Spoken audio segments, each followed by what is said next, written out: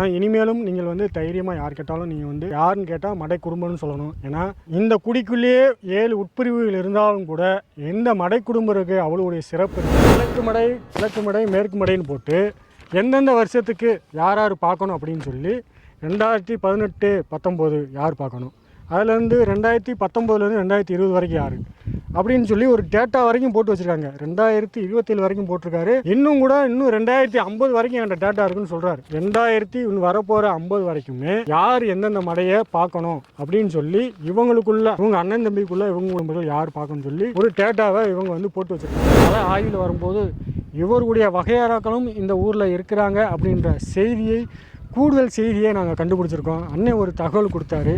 இந்த கரடி குளம் எப்படி உருவாச்சு, இந்த ஊர் யார் உருவானா, எத்தனை குடும்பங்கள் முதல்ல எப்படி வந்தாங்க, யார் எந்தெந்த வகையாராக்கள், அவர்கள் பூர்வ குடி எந்த வகையாரை சேர்ந்தவர்கள், அவர்களுடைய சொந்த ஊர் எது, இந்த மொத்தம் எத்தனை குடும்பம் இந்த ஊருக்குள்ளே வந்துச்சு அப்படின்ற டேட்டாவை அவங்க வச்சுருக்காங்க.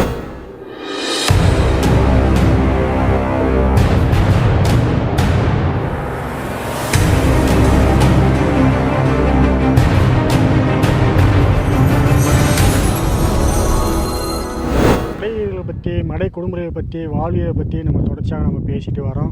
நிறையா நமக்கு புதிய தகவல் கிடச்சிக்கிட்டே இருக்குது. நம்ம இதை பற்றி இந்த ஆய்வுக்குள்ளே உள்ளே போகும்போது ஏற்கனவே அண்ணன் சொன்னது இவர் பேர் புரராஜ். இவர் தான் வந்து இந்த கரடி குளத்தினுடைய மடை குடும்பராக இருக்கார். இவருடைய முன்னோர்கள் தான் வழி வந்தவர்கள் தான் தொடர்ச்சியாக இவங்க வந்து இந்த மடையை வந்து பராமரிக்கிறது. இங்கே வந்து ஊருக்குள்ளே கேட்கும்போது நீர்ப்பாய்ச்சிகள்னு சொல்கிறாங்க.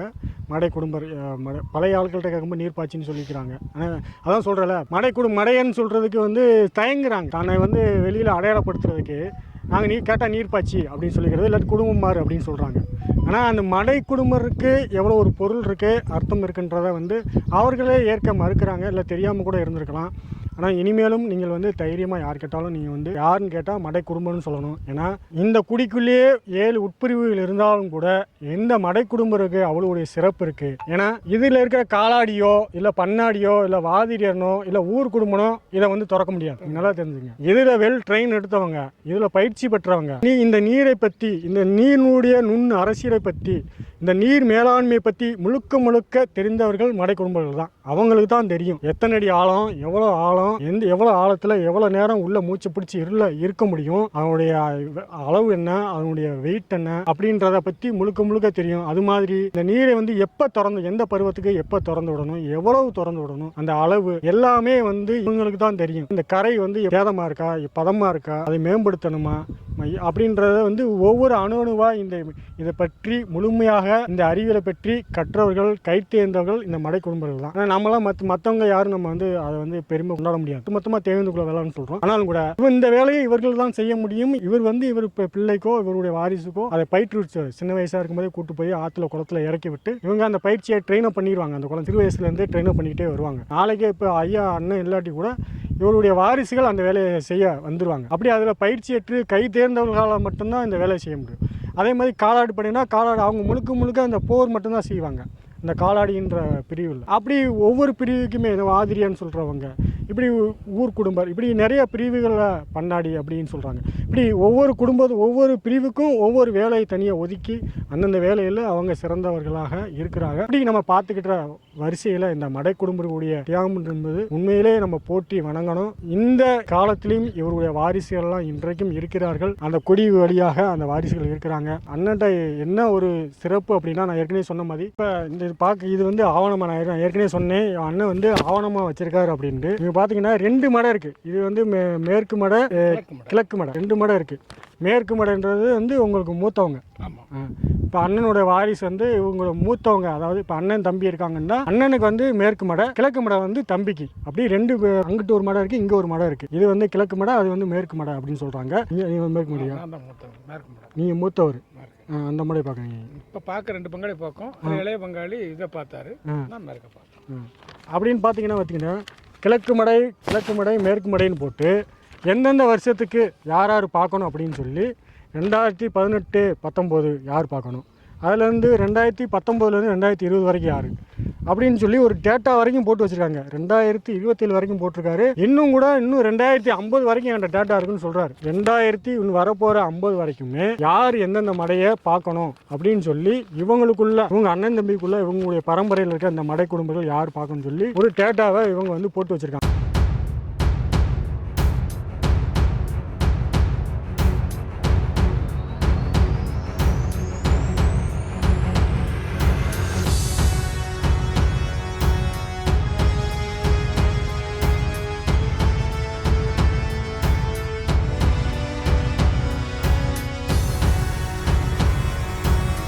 அது மட்டும் இல்ல 1966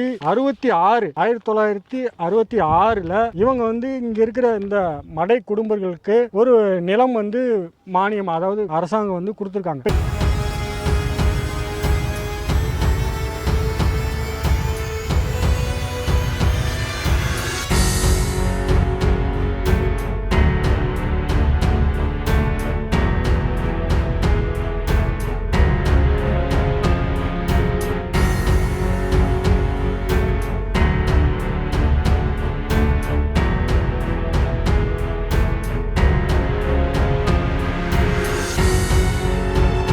இவங்களுக்கு வந்து எப்படின்னு சொன்னா இவங்க முழுக்க இந்த மடை வேலை செய்யறதுனால அவங்கள மாதிரி நம்ம போய் நிலத்துல போய் உழுவுறது, செய்யறது, தொழில் வைக்கிறது, கருது இருக்கிறது அந்த வேலையெல்லாம் செய்ய மாட்டாங்க. முழுக்க இந்த தொழிலை இவங்களுக்கு குளம், ஏரி, இந்த மடை தான். இதை பராமரிக்கிறது, இதை வந்து திறக்கிறது, அடைக்கிறது, இந்த வேலையை முழு நேரமா அவங்க செய்யறதுனால இப்ப இவங்களுக்கு நீர் பாய்ச்சுறாங்க இல்லையா, இந்த நீர் வந்து யார் வயல்லாம் போய் பாயுதோ அவங்கெல்லாம் வந்து கருது அறுக்கும் போது இவங்களுக்கு படி அளக்கணும். முதல் படி வந்து இவங்களுக்கு கொடுத்துட்டு தான் அவங்களுக்கு வீட்டுக்கு எடுத்துக்கணும். அப்படி இப்போ ஒரு 50 குடும்பம் வந்து இந்த மடை குடும்பத்தினால திறந்து விட்டு, இந்த மடை குடும்பம் வந்து ஒரு திறந்து விடுறாரு. இந்த குளத்துல இருந்து நீர் போகுது. ஒரு 50 குடும்பங்கள் வந்து விளைநிலங்கள் வச்சு இப்போ இந்த பாசனத்து மூலம் பயனடைகிறாங்க. அப்படின்னா அந்த பயனடைகிறவங்க, அந்த பயனாளிகளுக்கு வந்து இந்த மடை குடும்பத்துக்கு ஒவ்வொரு வருடம் அவங்க வந்து அந்த என்ன விவசாயம் போட்டாலும் சரி, கம்பு, கேழ்வரகு, குதிரைவலி, நெல், எந்த தானிய வகைகள், எந்த பயிர் வகைகள் எது போட்டாலும் அதில் வந்து இவங்களுக்கு ஒரு குறிப்பிட்ட அளவு இவங்களுக்கு கொடுக்கணும், படி அளக்கணும் அப்படின்ற ஒரு எழுதப்படாத சட்டமாகவே இருந்திருக்கு. இது ஒவ்வொரு ஊர்லேயும் ஒவ்வொரு இடத்துலையும் மாறுபடும். சில இன்னும் நடைமுறையில் இருக்கா? இருக்கு. சில ஊர்களில் வந்து அதை நிப்பாட்டிட்டு அது மறந்துட்டாங்க. அது போய் யாரும் போய் பெருசாக போய் கேட்கறதில்ல. அவங்களுக்கு நான் சொன்ன மாதிரி அந்த என்ன தானியம் இருக்கோ அந்த பயிர் வகைகளோ அதை வந்து படி அளக்கணும், கொடுக்கணும் அப்படின்ற ஒரு இது இருக்குது. அது மாதிரி ஊரில் ஏதாவது ஒரு முக்கியமான ஒரு திருவிழா அப்படி வருதுன்னா அதில் முதல்ல வந்து ஒரு கிடா வெட்டுறாங்க, கோழி இருக்கிறாங்கன்னா அதை வந்து இவங்களுக்கு அதில் ஒரு கூறு போடுவாங்க. அப்படி அந்த ஊரில் எல்லா குடும்பத்துக்கும் கூறு போடுவாங்க. அந்த கூறில் கூறு இவங்களுக்கு கொடுக்கணும் அப்படின்ற நடைமுறையும் இருக்குது. அப்படின்னு ஏன்னா முழுக்க இவங்க இதை சார்ந்து இயங்குறதுனால அந்த பண்புகளை, அந்த வழக்கங்களை இன்றைக்கும் சில கிராமங்களில் அதை கடைபிடிச்சிட்டு வராங்க. நிறைய பேர் அதை வந்து வெளியில் போய் அதை கேட்குறதுக்கோ வாங்குறதுக்கோ அது அவமானமாக கருதி கூட இன்றைக்கு நிறைய பேர் விட்டுட்டாங்க. அதேமாதிரி நிறைய பேர் சொல்லவும் தயங்குறாங்க, மடையன்னு யாரும் சொல்கிறதுக்கு கூச்சப்படுறாங்க. அப்படிலாம் கிடையாது. இது வந்து உண்மையிலே வந்து இந்த தொழில் வந்து ஒவ்வொருத்தவங்களுக்கும் வந்து அன்றைக்கு பாண்டியர் காலத்தில் வந்து அன்றைக்கு சாதியாக இல்லாமல் தொழில் அடிப்படையில் நியமனம் பண்ணியிருக்காங்க. உண்மையிலே யாருக்கு அந்த வலு இருக்குது, யார் இந்த வேலையை செய்ய முடியும் அப்படின்னு சொல்லி பார்த்து இவங்க தான் இந்த தொழிலை செய்யணும் இவங்க அப்படின்னு சொல்லி இந்த தொழில் குடிகளை அமர்த்தியிருக்கிறார்கள் பாண்டியர்கள். அப்படி இந்த பாண்டிய குலத்தில் உதித்த பாண்டியர்கள் வாரிசுகளான இவர்களை போட்டி நம்ம வணங்குவோம். தொடர்ச்சியாக நம்ம வந்து இதை பற்றி நம்ம பேச போகிறோம். நம்மோடு கூட தொடர்ந்து இந்த கல ஆய்வில் தென்னகத்தின் மன்னன் திரு ராஜ்பாண்டியன் அவர்கள் தமிழர் நீதி கட்சியினுடைய தென்மண்டல செயலாளராக இன்றைக்கி இருக்கிறாரு. அவரும் இந்த களத்தில் இருக்கிறாரு. அதுபோக சம்மர் டிவின்னு சொல்லி வச்சு சமூக பணிகளை நிறைய இடத்துல அங்கங்கே என்ன நடக்குதோ உடனே அந்த செய்திகளை வந்து மக்கள்கிட்ட கொண்டு போகிறதுல ரொம்ப முனைப்போடு அந்த சம்மர் டிவி அப்படின்னு சொல்லி இயங்கிட்டு இருக்காரு. தொடர்ச்சியாக அவரும் இந்த களத்துக்கு வந்திருக்காரு. அவர்கிட்டையும் இந்த செய்தியை, ஏன்னா அவருக்கு இங்கே சங்கரன்கோயில் தான் சொந்த ஊர், இந்த கழுகுமலையிலேருந்து இது பக்கத்து ஊர் தான். அதனால் வந்து அவருக்கு இந்த மண்ணினுடைய பூர்வகுடி இந்த கலை ஆய்வில் வரும்போது இவருடைய வகையாராக்களும் இந்த ஊரில் இருக்கிறாங்க அப்படின்ற கூடுதல் செய்தியை நாங்கள் கண்டுபிடிச்சிருக்கோம். அண்ணன் ஒரு தகவல் கொடுத்தாரு.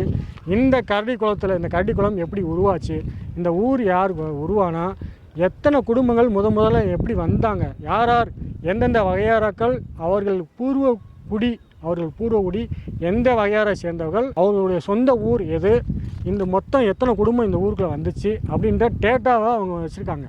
அது நாங்கள் உண்மையிலே பார்த்து வியப்பாக இருந்தது. அந்த டேட்டா கூட போட்டு வரேன் நான். அப்படி இவர்கள் யார் யார் முதல் இந்த மடை குடும்பம்னு சொல்லக்கூடிய இவங்கெல்லாம் வந்து இந்த பூர்வகுடியாக இந்த வந்திருக்காங்க. அதுக்கு பின்னாடி காவல்காரன்னு சொல்லி அந்த குடும்பம் வந்திருக்காங்க.